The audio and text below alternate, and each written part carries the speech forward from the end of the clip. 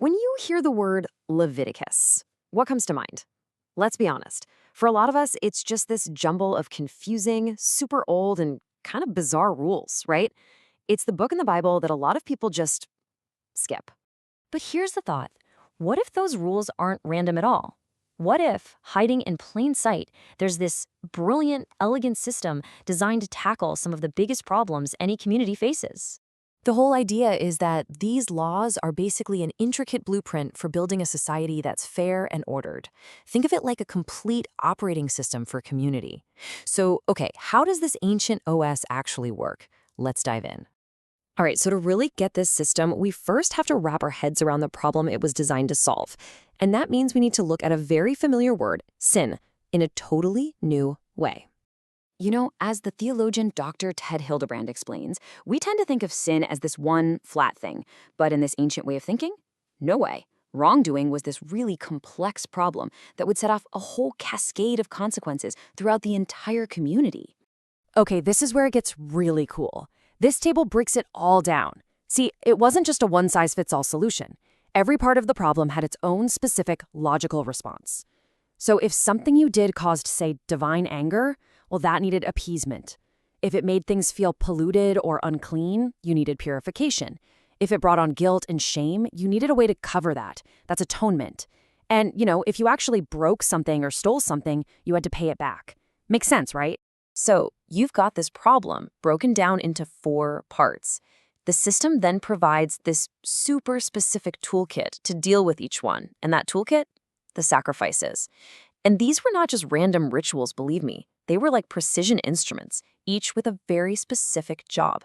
So you've got 5 main tools in this kit. Each offering was designed to tackle a different piece of the puzzle.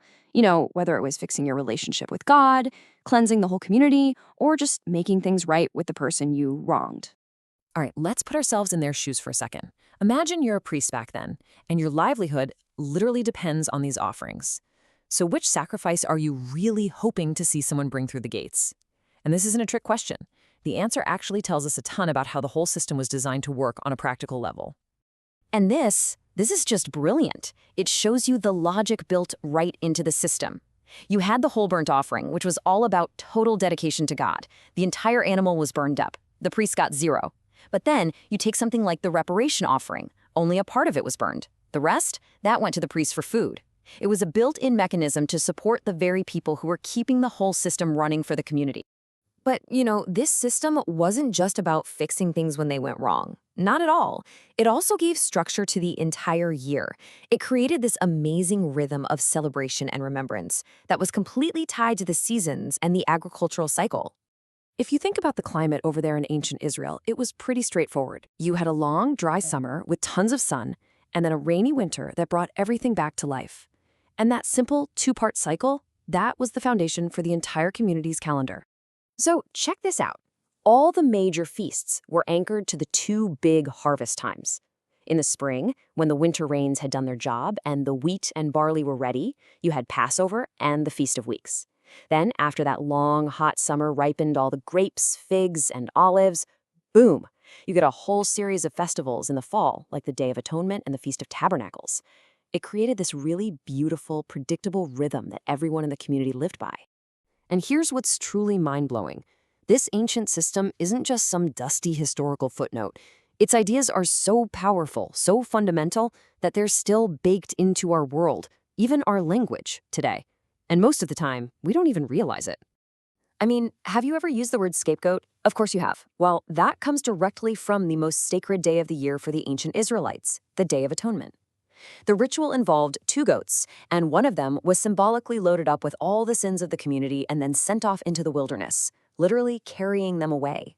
That image, that idea, has stuck with us for thousands of years. And it's the exact same story with the word reparation. The reparation offering wasn't just some symbolic, I'm sorry ritual.